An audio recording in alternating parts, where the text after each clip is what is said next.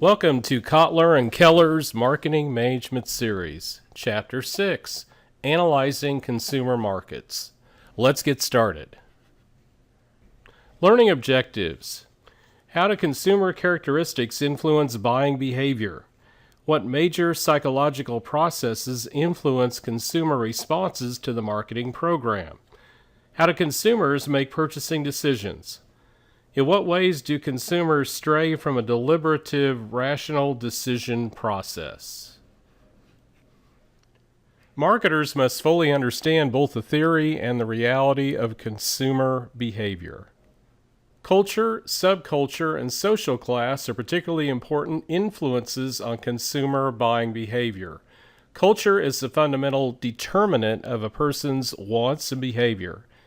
Each culture consists of smaller subcultures that provide more specific identification and socialization for their members. Subcultures include nationalities, religions, racial groups, and geographic regions. Virtually all human societies exhibit social stratification, most often in the form of social classes, relatively homogeneous and enduring divisions in a society, hierarchically ordered and with members who share similar values, interests, and behavior. In addition to cultural factors, social factors such as reference groups, family, and social roles and statuses affect our buying behavior. A person's reference groups are all the groups that have a direct, face-to-face, or indirect influence on their attitudes or behaviors. Cliques are small groups whose members interact frequently. The family is the most important consumer buying organization in society, and family members constitute the most influential primary reference group. We each participate in many groups, family, clubs, organizations, and these are often an important source of information and help to define norms for behavior. We can define a person's position in each group in terms of role and status. A role consists of the activities a person is expected to perform. Each role in turn connotes a status. Groups having a direct influence are called membership groups. Some of these are primary groups with whom the person interacts fairly continuously and informally, such as family, friends, neighbors, and coworkers. People also belong to secondary groups such as religious, professional, and trade union groups, which tend to be more formal and require less continuous interaction. Aspirational groups are those a person hopes to join. Disassociative groups are those whose values or behavior an individual rejects. Where a reference group influence is strong, marketers must determine how to reach and influence the group's opinion leaders. An opinion leader is a person who offers informal advice or information about a specific product or product category, such as which of several brands is best or how a particular product may be used. There are two families in the buyer's life. The family of orientation consists of parents and siblings. From parents, a person acquires an orientation towards religion, politics, and economics, and a sense of personal ambition, self-worth, and love. A more direct influence on everyday buying behavior is the family of procreation, namely the person's spouse and children. In the United States, in a traditional husband-wife relationship, engagement in purchases has varied widely by product category. The wife has usually acted as the family's main purchasing agent, especially for food, sundries, and staple clothing items. Now, traditional purchasing roles are changing, and marketers would be wise to see both men and women as possible targets. What influences consumer behavior? There are many personal factors: age, stage in life cycle, occupation and economic circumstances, personality and self-concept, and lifestyle and values. Marketing and environmental stimuli enter the consumer's consciousness, and a set of psychological processes combined with certain consumer characteristics to result in decision processes and purchase decisions. The marketer's task is to understand what happens in the consumer's consciousness between the arrival of the outside marketing stimuli and the ultimate purchase decisions.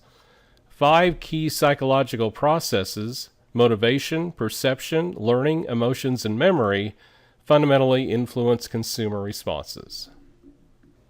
The starting point for understanding consumer behavior is the stimulus-response model shown in Figure 6.1.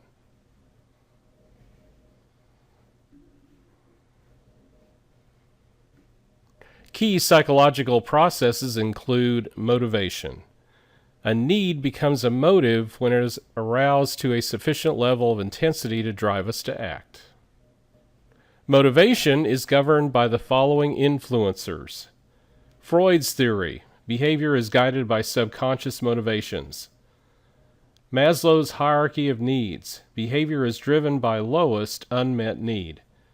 Herzberg's two-factor theory, behavior is guided by dissatisfiers and satisfiers. In Maslow's theory, people will try to satisfy their most important need first and then move to the next. For example, a starving man, need 1, will not take an interest in the latest happenings in the art world, need 5, nor in the way he is viewed by others, need 3 or 4, nor even in whether he is breathing clean air, need 2, but when he has enough food and water, the next most important need will become salient. A motivated person is ready to act. How he is influenced by his or her perception of the situation.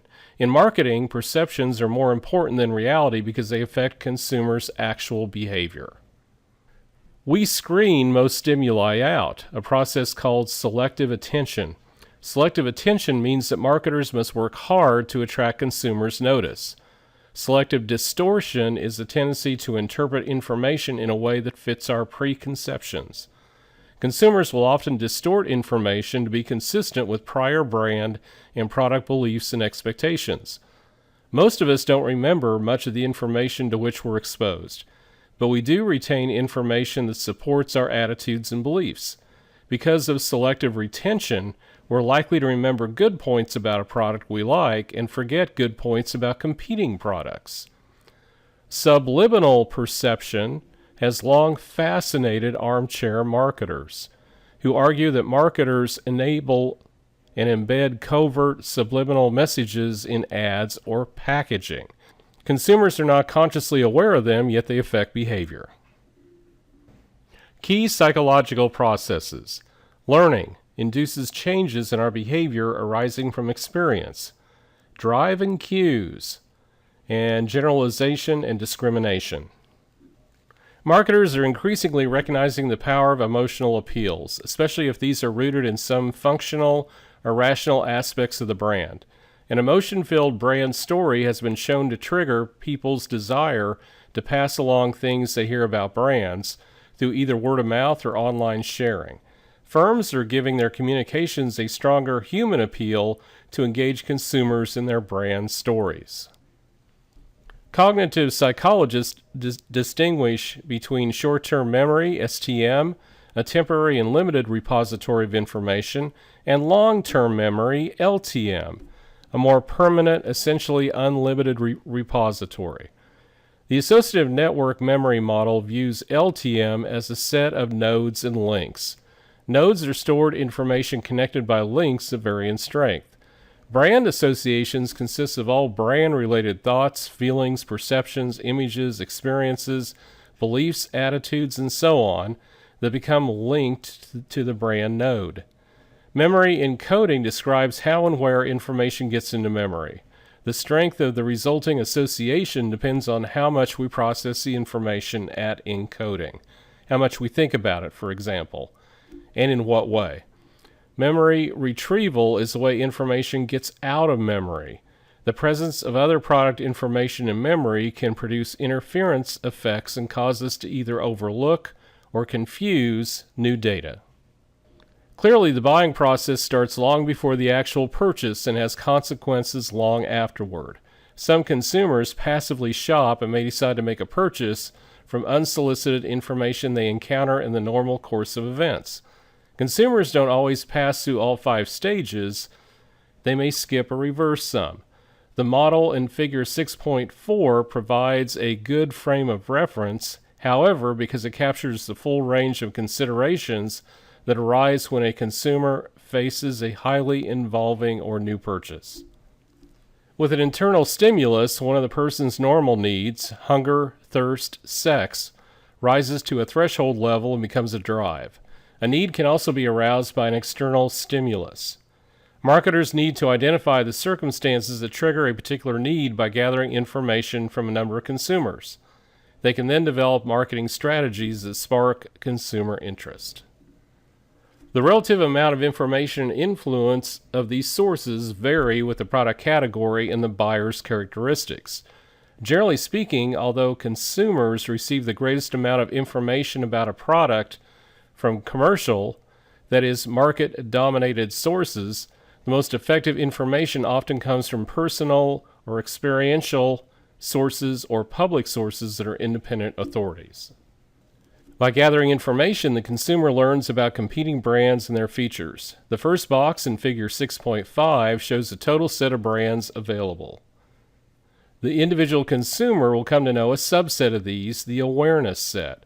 Only some, the consideration set, will meet initial buying criteria. As the consumer gathers more information, just a few, the choice set, will remain strong contenders. The consumer makes a final choice from these. Marketers need to identify the hierarchy of attributes that guide consumer decision-making in order to understand different competitive forces and how these various sets get formed. This process of identifying the hierarchy is called market partitioning. How does the consumer process competitive brand information and make a final value judgment? Through experience and learning, people acquire beliefs and attitudes. These in turn influence buying behavior. A belief is a descriptive thought that a person holds about something. Just as important are attitudes, a person's enduring favorable or unfavorable evaluations, emotional feelings, and action tendencies towards some object or idea. The consumer arrives at attitudes towards various brands through an attribute evaluation procedure, developing a set of beliefs about where each brand stands on each attribute. The expectancy value model of attitude formation posits that consumers evaluate products and services by combining their brand beliefs, both positives and the negatives, according to importance. The expectancy value model is a compensatory model. With non-compensatory models of consumer choice, positive and negative attribute considerations don't necessarily net out. Using the conjunctive heuristic, the consumer sets a minimum acceptable cutoff level for each attribute and chooses the first alternative that meets the minimum standard for all attributes. With the lexicographic heuristic, the consumer chooses the best brand on the basis of its perceived most important attribute. Using the elimination by aspects heuristic, the consumer compares brands on an attribute-selected probability, where the probability of choosing an attribute is positively related to its importance, and eliminates brands that do not meet minimum acceptable cutoffs. Even if consumers form brand evaluations, two general factors can intervene between the purchase intention and the purchase decision. See Figure 6.6. The first factor is the attitudes of others. The influence on us of another person's attitude depends on two things. One, the intensity of the other person's negative attitude toward our preferred alternative, and two, our motivation to comply with the other person's wishes. The more intense the other person's negativism and the closer he or she is to us, the more we will adjust our purchase intention. The converse is also true. The second factor is unanticipated situational factors that may erupt to change the purchase intention. A consumer's decision to modify, postpone, or avoid a purchase decision is heavily influenced by one or more types of perceived risk. Functional risk, number 1. The product does not perform to expectations. Number 2, physical risk. The product poses a threat to the physical well-being or health of the user. Number 3, financial risk. The product is not worth the price paid. Number 4, social risk. The product results in embarrassment in front of others. Number 5, psychological risk. The product affects the mental well-being of the user. And finally, 6, time risk. The failure of the product results in an opportunity cost of finding another satisfactory product. The buying decision process. Post-purchase behavior. Post-purchase satisfaction.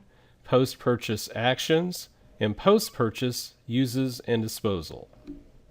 Marketers should also monitor how buyers use and dispose of the product, as seen in Figure 6.7.